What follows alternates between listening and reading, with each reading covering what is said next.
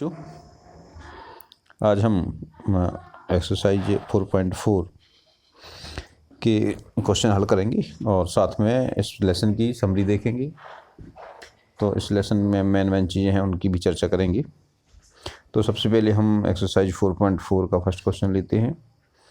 इसमें पूछा गया है, give the geometric representation of y = 3 as an equation in 1 variable और सेकंड है इन 2 वेरिएबल। तो हमें यहाँ पे समीकरण y = 3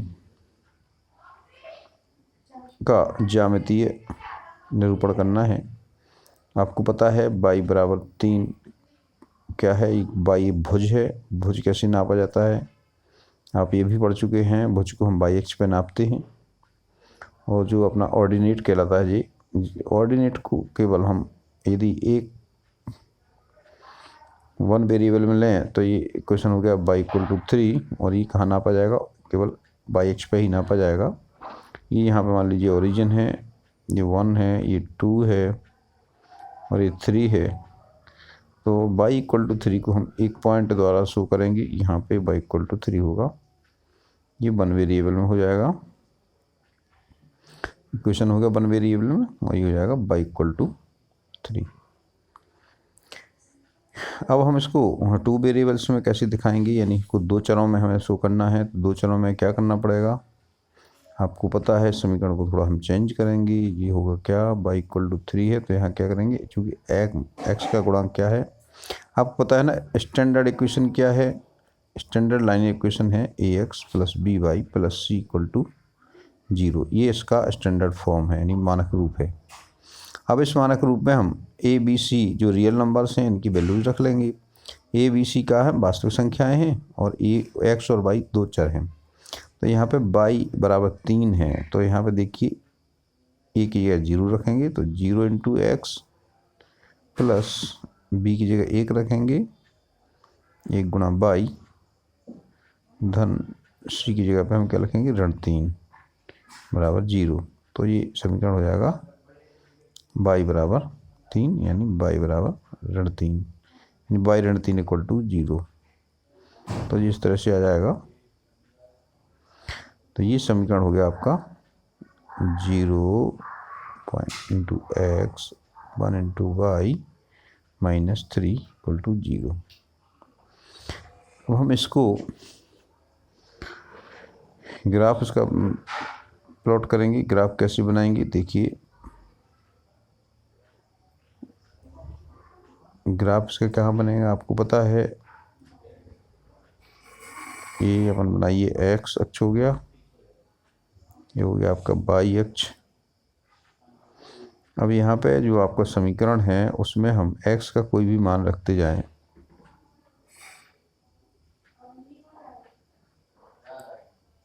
y का मान फिक्स रहेगा।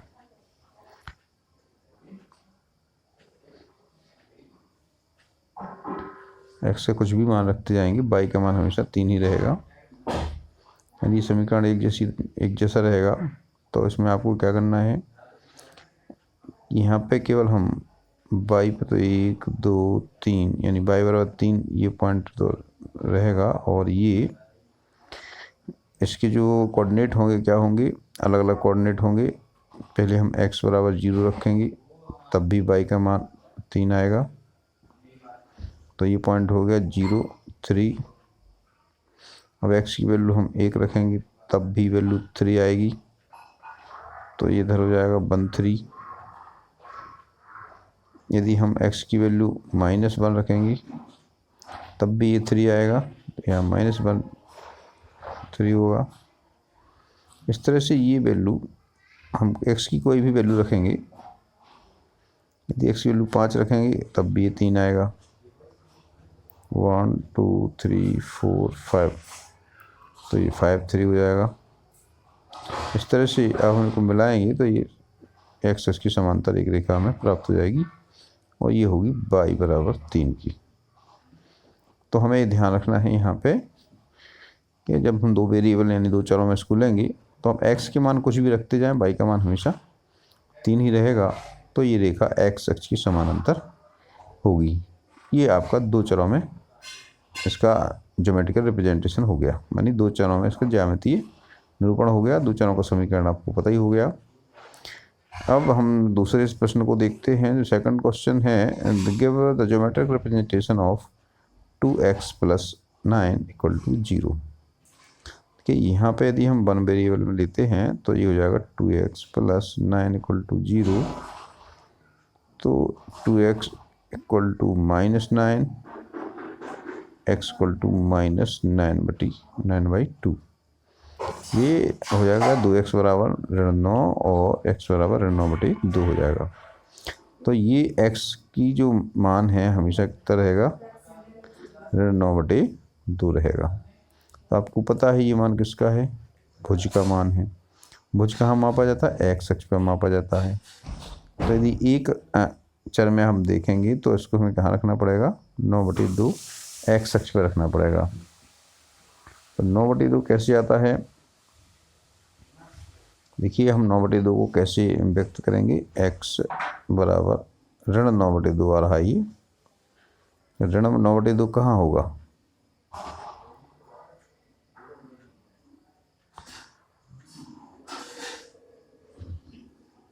टू एक्स धन 9 बराबर 0। तो 2x बराबर 9, x बराबर 9/2। तो ऋण है, मान है, तो ये x अक्ष पे होगा। और जो भुज है वो x अक्ष पे ही नापा जाता है। और ये कितना नापना है, एक तो चिन्ह ऋण है तो हमें कहाँ देखना है, x अक्ष की ऋण दिशा में नापना है। 2 3 4 5, 1 2 3 4। ये धन दिशा में तो लेना नहीं, ऋण दिशा में आपको नापना है। तो ऋण दिशा में बना लीजिए अच्छे से। और आप ऋण 9/2 को कैसे लिखेंगे, कहाँ आएगा आपका, यहाँ पे 9/2 का मतलब कितना होगा, भाग देंगे तो ये हो जाएगा 2 चौका 8 दशमलव 4.5 हो जाएगा ये। तो 4 सही 1/2 लिखेंगे हम। तो यहाँ पे 4 तक नापना पड़ेगा, 4 के बाद आधा और लेना पड़ेगा। कहाँ हो जाएगा ये, थोड़ा और बढ़ा दीजिए, 1 2 3 4 और 4 के बाद आधा और कर देंगे तो ये हो जाएगा 4.5 यानी -9/2। फिर से इसको साफ बना के रखते हैं। देखिए ये हुआ आपका x अक्ष, ये हुई इसकी ऋण दिशा, ये धन दिशा है। आपको पता है ना, धन दिशा हमेशा राइट साइड में होती है और ऋण दिशा लेफ्ट साइड में होती है। बाई की धन दिशा ऊपर होती है और बाई की ऋण दिशा नीचे की ओर होती है। तो यहाँ पे हमें ऋण की दिशा में चल रहा है 1 2 3 4 5, ऋण 1 ऋण 2 ऋण 3 ऋण 4 और ऋण 5 है। और ये जो मान आया कितना है, 4 और 5 के बीच में है, 4 सही 1/2। तो ये आपकी वैल्यू होगी क्या आएगी, x बराबर -9/2। ये एक चर में आपका निरूपण हो गया, यानी geometric representation in one variable. तो ज्योमेट्रिक रिप्रेजेंटेशन है। अब हम 2 वेरिएबल्स में रिप्रेजेंट करना है तो कैसे करेंगे इसको, हम यहाँ पे हमें 2 वेरिएबल्स का इक्वेशन लेना पड़ेगा। तो इक्वेशन में हम क्या करेंगे, देखिए यहाँ पे 2x तो दिया है, आपको लिखना है बाई चूँकि है नहीं तो 0 × बाई + 9 = 0। ये हो जाएगा इक्वेशन इन 2 वेरिएबल। तो यहाँ पे हमें x की वैल्यू फिक्स हो गई, x की वैल्यू आएगी -9/2। हम y की कुछ भी वैल्यू रखते जाएं, ये x की वैल्यू सेम रहेगी।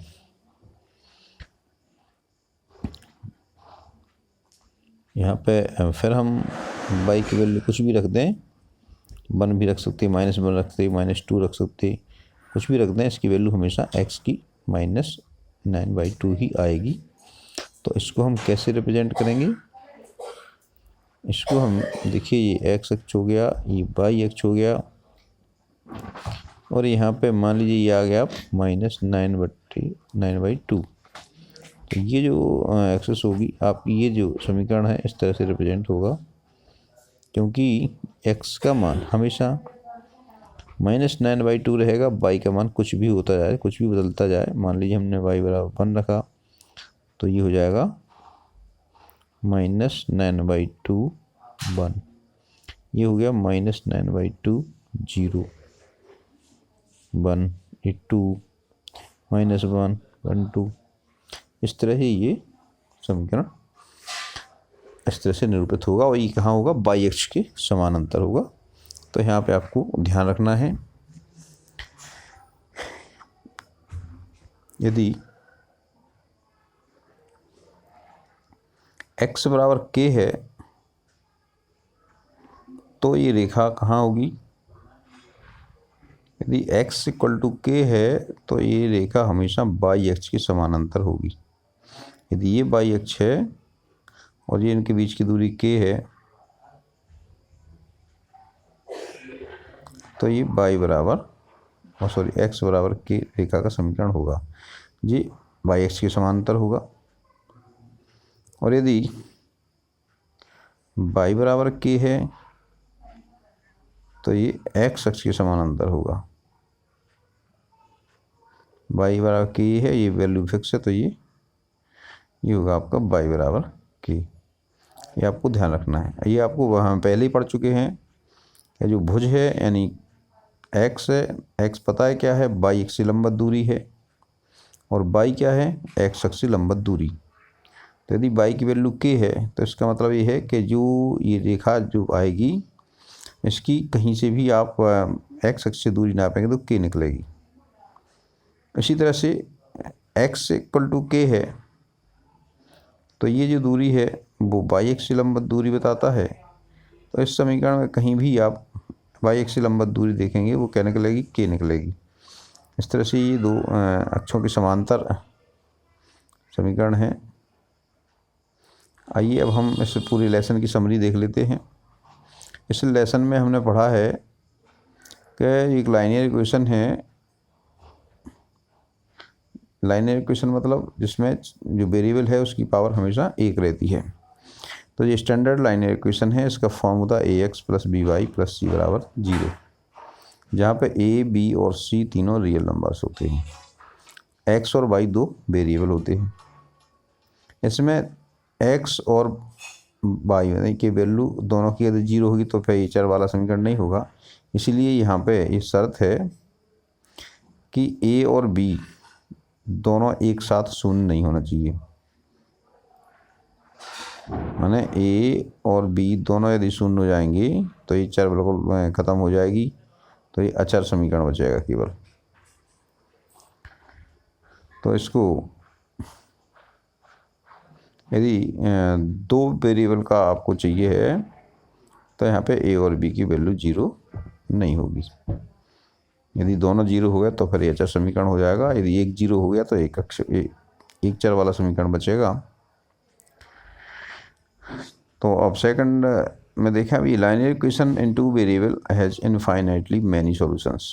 आपने यहाँ जैसा देखा कि जो दो चरों वाले रैखिक समीकरण का जो सॉल्यूशन है वो एक रेखा होती है और आपको पता है रेखा में अनंत बिंदु होते हैं और जो ग्राफ की संगत रेखा होती है उसका प्रत्येक बिंदु इस समीकरण का हल होता है। तो यहाँ पे ये बात बिल्कुल क्लियर हो जाना चाहिए कि दो समीकरणों वाले यानी दो चरों वाले समीकरण के रैखिक समीकरण के अनंतता अनेक हल होते हैं। यानी जितने रेखा में बिंदु होते हैं, पता है आपको रेखा बिंदुओं का समुच्चय होती है और बिंदुओं की संख्या अनंत होती है। इस तरह से इसके सॉल्यूशंस की संख्या भी अनंत होती है। The graph of every linear equation in two variable is a straight line, यानी हमेशा ही सरल रेखा होती है। x बराबर 0 is the equation of by axis and y बराबर 0 is the equation of x axis. यहाँ पर को ध्यान रखना है, y बराबर 0 किसका समीकरण है, x अक्ष का। x अक्ष को हम कैसे रिप्रेजेंट करेंगे, y बराबर 0 से, क्योंकि जो y है, y आपको पता है क्या होती, x अक्ष से दूरी होती और वो x अक्ष से दूरी 0 है, मतलब वो x अक्ष है। और x बराबर 0 क्या है, ये बाई एक्स का समीकरण है, क्योंकि x क्या होता है, बाई एक्स से लंबवत दूरी होती है।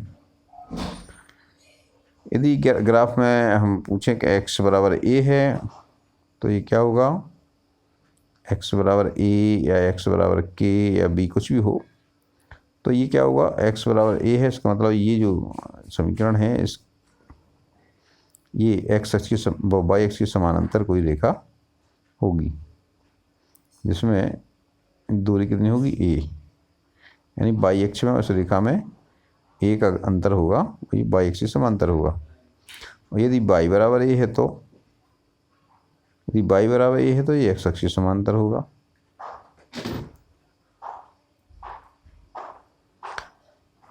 An equation of the type y बराबर mx represent a line passing through the origin, ये भी आप पढ़ चुके हैं। यदि कोई समीकरण इस तरह का है, y बराबर mx प्रकार का है, तो ये हमेशा ओरिजिन से ही गुजरेगा, यानी ये मूल बिंदु पे जाएगा। क्यों जाएगा मूल बिंदु से, उसका कारण ये है, यदि y बराबर mx है तो इसमें कोई सेगमेंट नहीं होगा। क्यों, क्योंकि x बराबर 0 रखने पे हमेशा y बराबर 0 आता है, यानी इसका एक मूल बिंदु, इसका एक सॉल्यूशन जरूर होगा। तो जो y बराबर mx वाला इक्वेशन है वो हमेशा मूल बिंदु से ही गुजरेगा। क्यों गुजरेगा, आपको पता है x बराबर 0 रखने पे यहाँ क्या मान आएगा, y का मान 0 आएगा, यानी 0 0 इसका सॉल्यूशन है, यानी 0 0 से जाएगा ही। यदि कोई इक्वेशन इस तरह है y बराबर mx प्लस c, तो ये बाई एक्स प्लस अंतःखंड काटेगा, यानी यहाँ से गुजरेगा। ऐसा भी जा सकता, बाई एक्स प्लस अंतःखंड काटेगा। Every point on the graph of a linear equation in two variable is a solution of linear equation. Moreover, every solution of linear equation is a point of the graph of the linear equations। ये दोनों conversely सही हैं, यानी किसी भी graph, यानी किसी भी समीकरण का कोई हम ग्राफ खींच लें तो वो समीकरण का हल होगा, उसके प्रत्येक बिंदु उस समीकरण का हल होंगे। यानी चाहे हम बिंदु यहाँ ले लें, चाहे यहाँ ले लें, कहीं भी ले लें, पूरी रेखा पे ये उसके हल होंगे, और रेखा का प्रत्येक बिंदु उस समीकरण का हल होगा। यानी उस समीकरण का प्रत्येक हल, यानी ax plus B Y plus C बराबर 0 एक समीकरण है, और इसका मान लीजिए ये ग्राफ है सरल रेखा, तो इस समीकरण के प्रत्येक हल, यानी इसका पूरे हल इस रेखा पे होंगे, और इसके विपरीत इस रेखा का प्रत्येक बिंदु इस समीकरण का हल होगा।